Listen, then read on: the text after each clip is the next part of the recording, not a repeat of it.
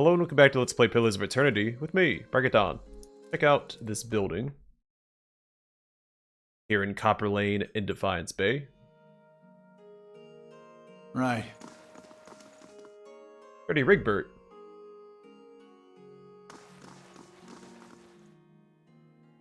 Right. Everyone knows the plan. Up the wall and in the window. Grab the jewel for the pretty little lord. We got it. Listen, dwarf. If I have to... Langdon, we have company. Greetings. The dwarf eyes you suspiciously and hides his pistol behind his back. You, looking for someone? Because this isn't the best...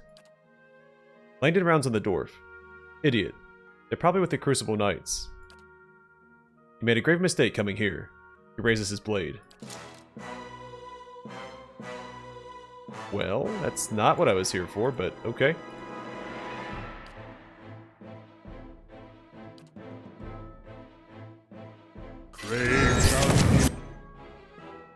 Whew, just dodge that. Oh, not everybody. Okay, let's go ahead and pop that then.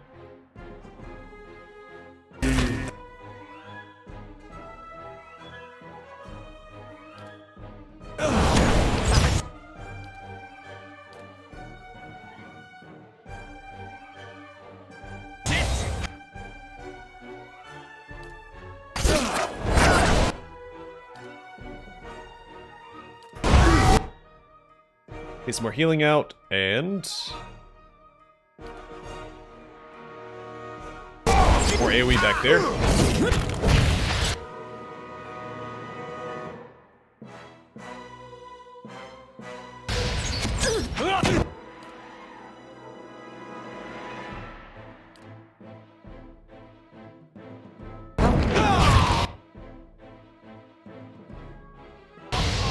Alright, get dirty, Rigbert.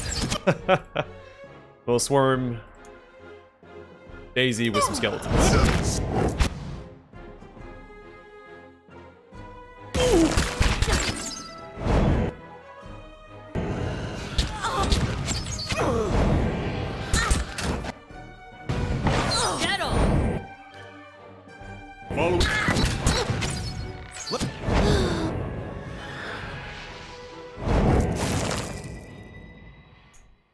Okay, things got bloody real fast.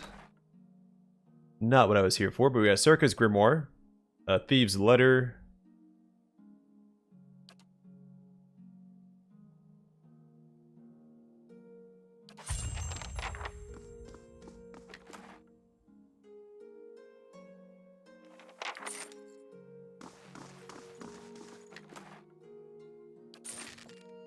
Alright, let's take a look at this stuff.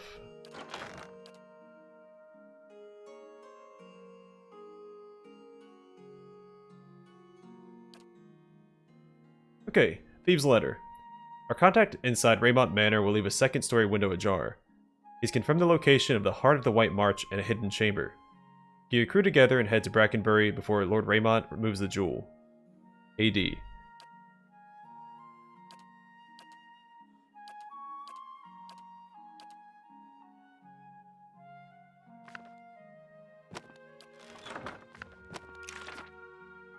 A whole bunch of new spells.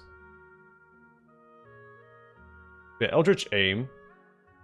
Grants a caster otherworldly sight, resulting in preternatural accuracy for a short period. Also Halt's Parasitic Staff. Grants a glowing quarterstaff of pure energy for the wizard to wield, granting a bonus chance to hit, and giving the wizard endurance with each successful strike. That's pretty cool.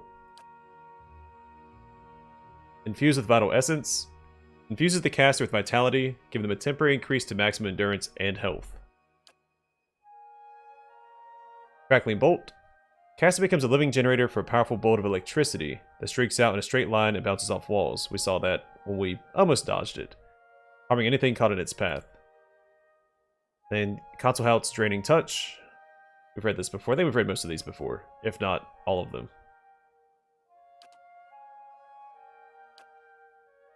Hold on, how much money do I have? Okay, I can learn all these. Is it worth doing? Probably not. I'm not going to use most of these spells, but...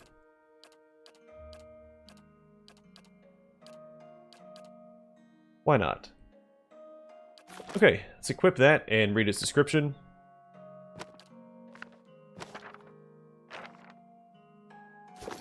Aye? It is a generic description, so we're not going to. And let's see. Don't want anything new here.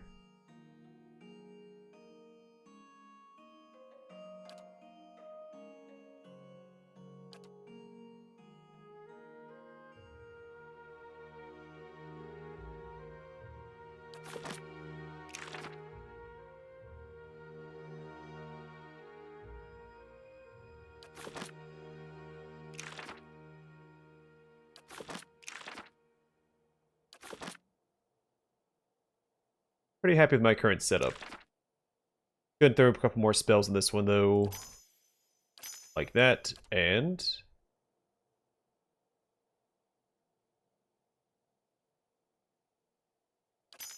that. Alright, let's loot. I'll have it in no time. The work of a moment. Margaret's fire casts light in dark places. A few bedrolls and spare tunics are bundled in the corner. Long jagged tears slice the garden scene in this painting. It makes me wonder if there's another side to this quest that we didn't get to do since we came here first. Like, could we have sided with these folks?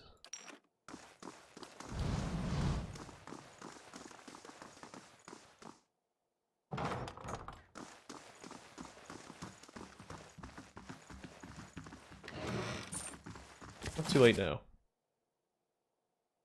House Domino. What can be said about House Domino that isn't whispered fearfully in a back room over the dim light of a dying fire in fear that the wrong set of ears will hear it?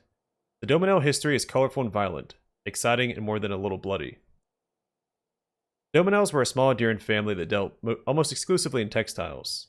They made a modest living, slowly gaining a reputation for having high-quality product.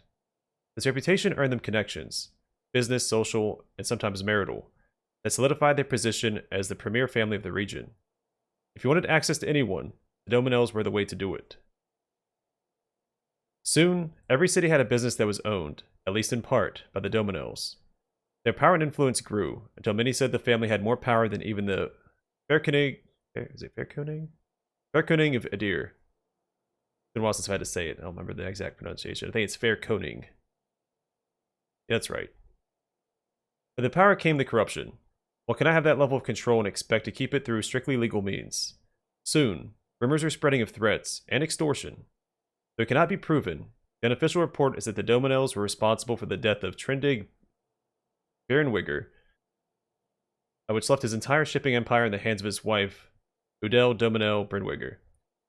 With their hold of the land practically secured, the Dominos no longer stuck to the shadows, brazenly eliminating opponents, manipulating deals, and threatening anyone who might cause them a problem.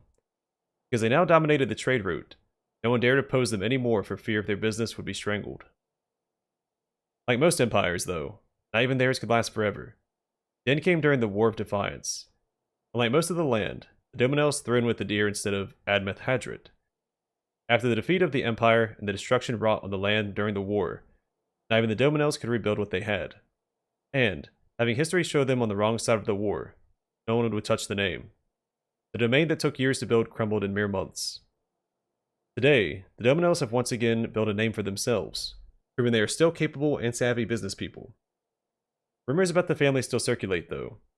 Word is, members of the family are striving to lift the family from its current obscurity and elevate it to the level of power it once held.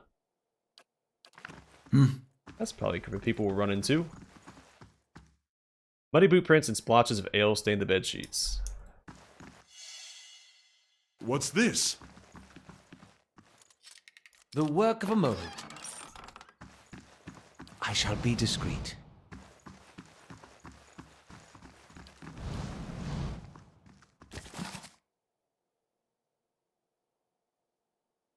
Okay, we've read that one before, so Yeah. no need to do it again. Hello? Hello? Same description as the other bed. Bunch of hooligans living here.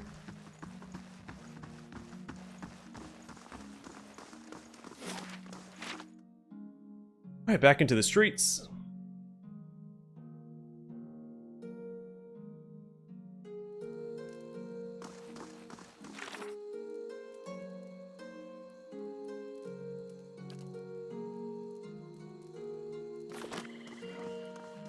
Well, whatever happens, at least we're out of that mud hole, Gilded Veil. I grew up in Gilded Veil. Quaint. That's what I meant to call it. No, you had it right. The shields have been battered and scarred in long ago battles.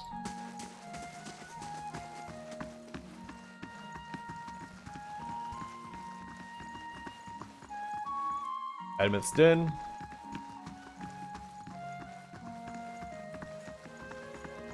That's where Rowan said his dozens were at. Same description as the other side. But that place is marked on the map, so I don't need to go there yet.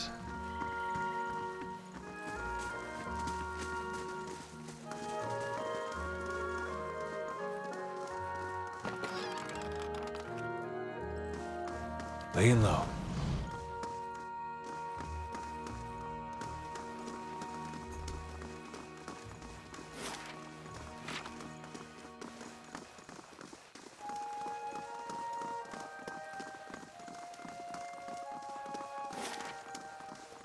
Okay, that's also marked on the map.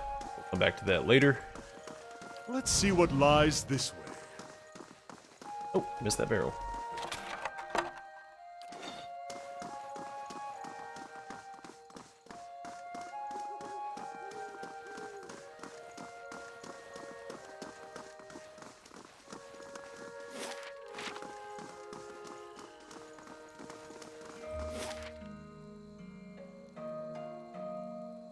That should take us towards Modmer Bridge, right? We explored the other side of that since we couldn't access it earlier due to the bridge's destruction. Is that marked? Alright, that's also marked.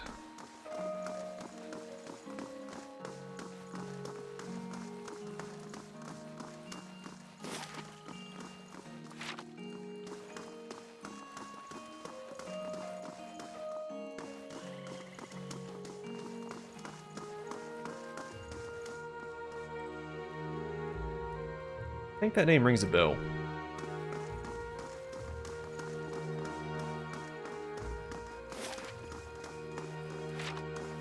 Okay, that place is also on the map.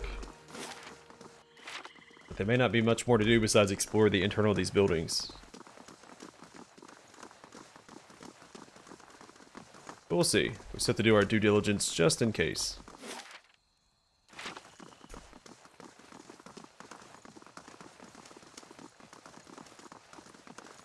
You were so lovely back then. Well, thank you, Dalton. This elderly man paces back and forth, taking short, hobbled steps. His gaze is distant, and beneath it are the dark rings of many restless nights. He appears to be having a conversation with someone who isn't there. And the way you fought, cutting down two at a time, we showed quite a victory, you and I. Who are you talking to? The man looks up at you startled. My... Oh, by the flame. For just a moment, I thought I heard her. He puts a hand on his chest, catching his breath. What troubles you? Just the memories of my youth and the Northwatch Rangers. Trials and adventures from a lifetime ago. He shakes his head. Of late, the memory of lost battles and fallen friends has been especially vivid. Tell me about these memories. It's been nearly 60 years. We were known throughout the Deerwood then. We thought we'd adventure together forever, collecting coppers and inspiring songs. The wrinkles around his eyes deepened. That was until we faced Helig of Thane. He was a wizard whose experiments in necromancy left a trail of bodies, some reanimated, from Solus Vale to Midwood. We tracked him as he fled toward the Valian Republics, catching him just west of the Lake of Drowned Tombs. We were fools. Seasoned as we were not prepared for his foul magic. Our numbers were nothing against his power. A wiser man would have ordered a retreat. Not me. By some curse of the gods, I was knocked out. When I awoke, my rangers, my Rowena, they were all dead. He holds empty air in his arms. Who is Rowena? My friend, my comrade in arms, and my love. We planned to adventure together until we grew old enough to settle down and enjoy our fortunes. Young as we were, we couldn't imagine anything would tear us apart. I know this sounds like an old man's madness, but I hear her, a voice just over my shoulder, calling to me in my dreams. At night, I see her wandering the catacombs beneath the city, trying to escape. Foolish as it sounds, I can't shake the idea that she's somehow down there, waiting for me. I've even ventured below, though it darn near cost me my life. He hesitates. Were I half the warrior I was in my youth, I search every grave and rat hole.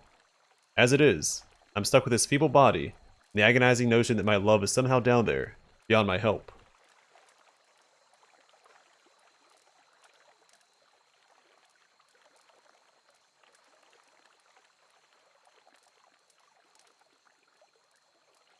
He hasn't promised a reward, but I know that he will if I offer it. I mean, I'm a gold pack knight. I know how this works, so... I'll search the catacombs for a sign of Rowena. Tears spring to the old man's eyes. There's an entrance just southwest of here, on the other side of the canal. He sniffs and wipes his eyes. You're truly a gift from the gods. If there's anything you can find of her... Good day, stranger. His tired eyes brighten. Did you find her? I'm still searching.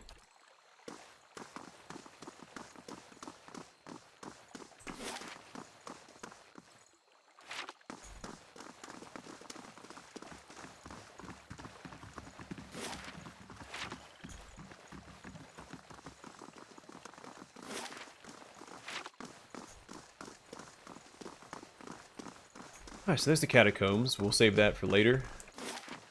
I'll probably do that before I leave Copperlane. I do want to explore the insides of these buildings before we descend into the catacombs.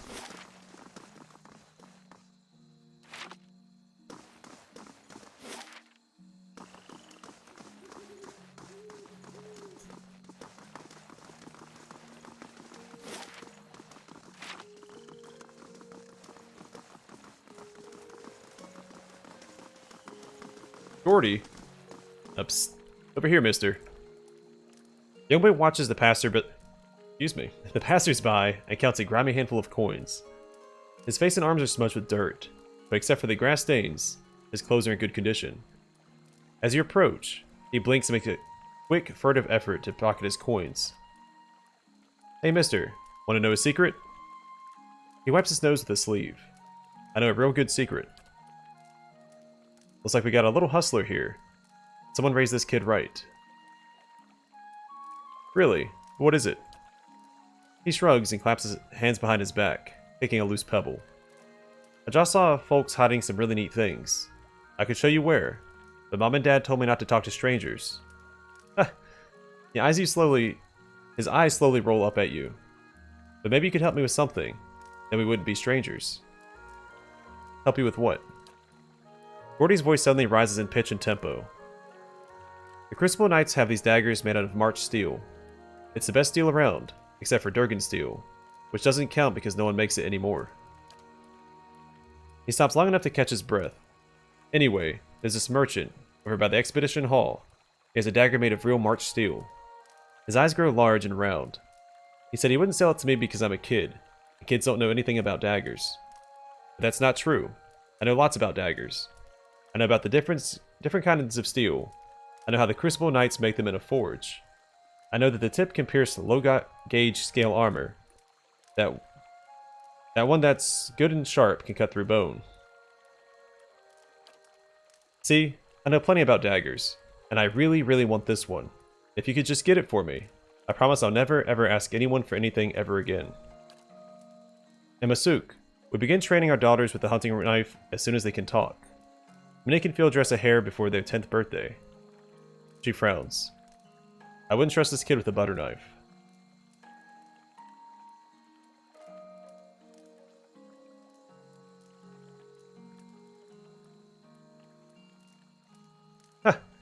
A Christmas Story reference. Oh no, I didn't mean to click on that one. Oh no, I clicked on the right one. Thank goodness. Are you too young to play with knives? I'm sure your parents told you that, or you wouldn't be asking me. But if I'm going to be a real warrior, I have to start training young, just like the heroes in the stories. I just know I was a great warrior in a previous life. My mom even says I have an old soul. Fine, I'll help you. Gordy jumps up and down, whooping and hollering. I knew a real adventurer would understand. He points to a large building. There's a big merchant over by Admeth's den who sells weapons. He's the one with the dagger. I'll wait right here for you. His gap-toothed grin stretches from ear to ear. Panicked there for a second. I thought I picked the one beneath the rational option. The Christmas Story reference.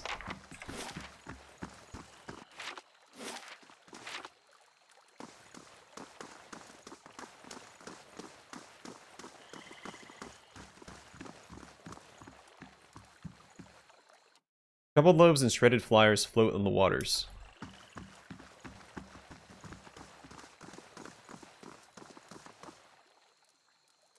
The time has come, Sigrun. Your life is at its end. Or is it Sigrun? Oh, Lafton, she calls to me, the pallid night. You have such poor luck with women as it is. I cannot die yet. My children. What of my children? But you have no children.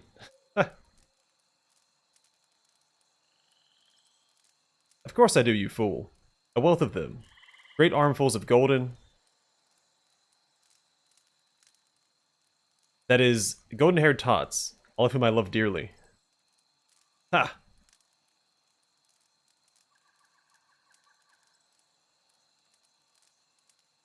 Alright, is that it? Let's speak to Kadal. Sorry, I can't talk right now. Lumdala? The statuesque woman has a gaze that could cut stone. She turns her chiseled cheekbones to the sky and favors you with a look of acknowledgement. Her eyes shimmer under silvered eyeshadow and razor-precise line of kohl. Before you can speak, she throws her hand up in dramatic fashion. I've seen this word before and I mispronounced it as well. I always pronounce kohl. Trying to recall. Hail and well met. Autographs after the performance, please. Great art requires great concentration, and greatness is expected from the Revel of Stars. What do you do? That depends entirely on the demands of the role. She lays a slender hand on her chest. I am the Pallid Knight, the Widow of the Wood, and the Warrior Queen Makga, all at different times. To live a different life each day is a glorious thing indeed, my friend. I suppose I can spare a moment for a fan. What is the Revel of Stars? We're the finest theater troupe in the city. We believe that the best art is immersive and true to life. So looks at the amphitheater with a rapturous expression. We stage our performances right here in Copperlane, the edification of all. Does the Revel of Stars take in many new members? But of course. Good drama is balm to the soul, and wish to offer a true theatrical experience to as many as possible. What kind of members do you take? We'll take in the new and old, the tall and small, the experienced and inexperienced. Whoever is best suited to fulfill a role to the utmost. How long do you keep members? As long as they are able to satisfy the demands of their roles. She smooths a wayward strand of hair. True acting can be a grueling process, so some last longer than others. Very well. If you happen to know any aspiring thespians, please send them my way. Her lips stretch into a hungry smile. We always have a place for novices. Farewell. Oh. The Stelgare slain. On rides Makga, great hero of our tale. Though the road is long and fighting fierce, my courage will not fail. Her soul shines bright, her heart is true, but ahead lies greater dangers. 100 poisoned arrows of the Crimson Serpent's Rangers.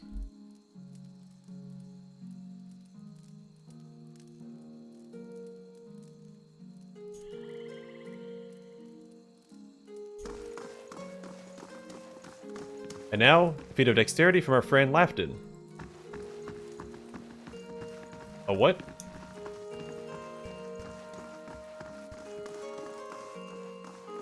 Lafton be juggling for your amusement.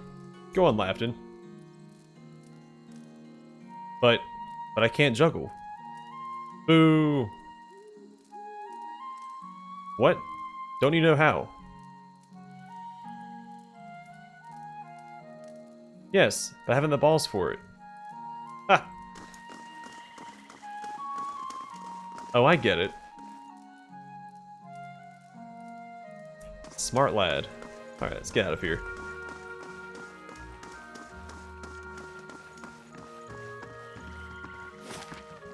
Alright, let's run back to the merchant and see if we can't get that dagger for...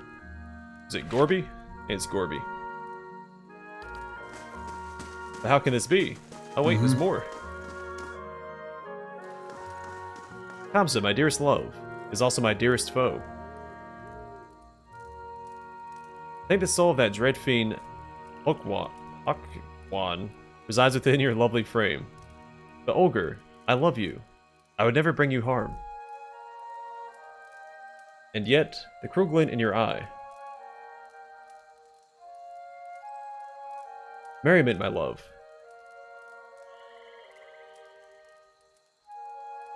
Your blade. Copper steel you now carry. Only a grim family heirloom, and yet, how marvelous it is. Your sweet voice, at times, a threatening bellow. Well, you do vex me, sometimes.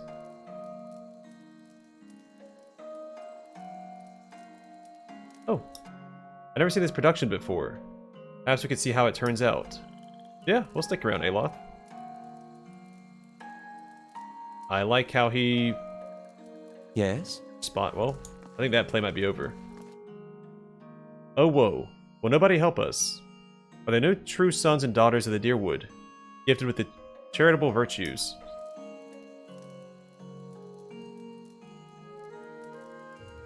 Boo-hoo. Oh, boo-hoo. Why, my good lady? What is the matter? Good sir, it is my son, who had been so long without food. I fear he will not last the night. Well, good gods, your son. What a horrible, ugly creature. Hey.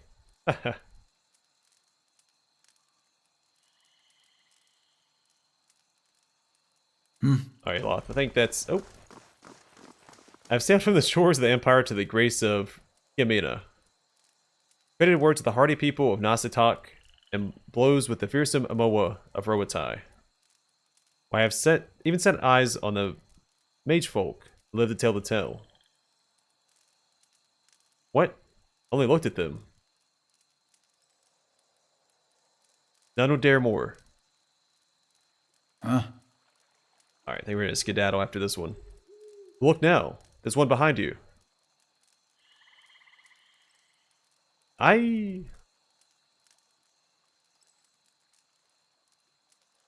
Sure. Okay. Aloth, you've had your fill of theatrics today. We have questing to do.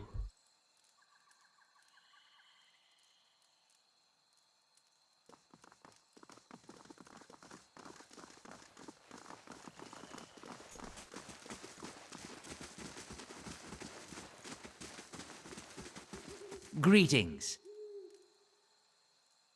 Anything in particular you'd like to see? I'm looking for a particular dagger made of March steel. Just like the Crucible Knights use. Let me guess. You've been talking to that kid, right? He laughs and shakes his head. I'd be tempted to sell it to you anyways. Let the little rascal learn his lesson. But a pack of adventurers already took it off my hands. Tell me more about the dagger. He oils a cloth in his hand. Made out of high purity iron ore that comes out of the White March Mountains. Traditionally, the smiths at the Crucible Keep have smelted it into daggers and swords, which only give to the Knights of the Crucible. Of course, I'd be surprised if that kid didn't already tell you all of this. He grins. Those adventurers you sold the dagger to, where are they now? Folk like that only visit Copperlane to crew up at Admeth's Den Expedition Hall, or down a pint at the Goose and Fox. Since they weren't headed into the den, well, you've got my best guess. Yeah. Well, coincidentally, that's the same building we're going to start with.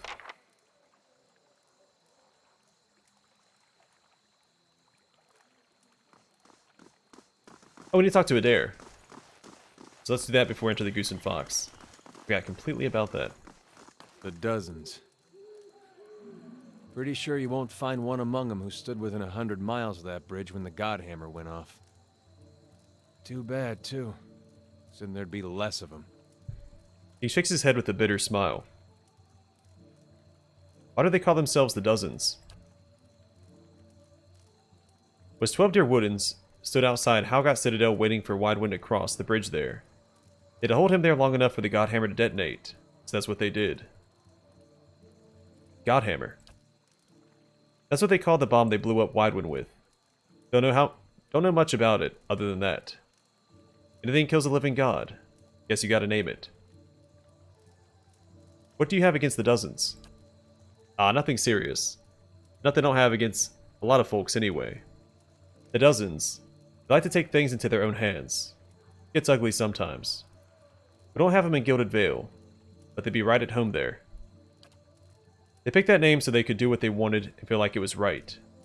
Got nothing to do with honor or sacrifice.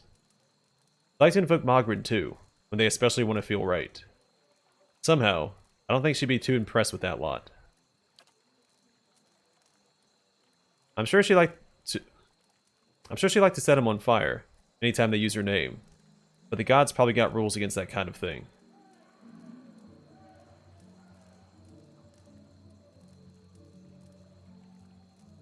Yeah, people hide behind symbols so they can't be questioned. The Duke's a reasonable man. Maybe while in Defiance Bay, we can get him to force people to call themselves what they are. Don't imagine they have as many members if they call themselves the loudmouth sheep screwers. Let's continue on. Good idea. Yeah.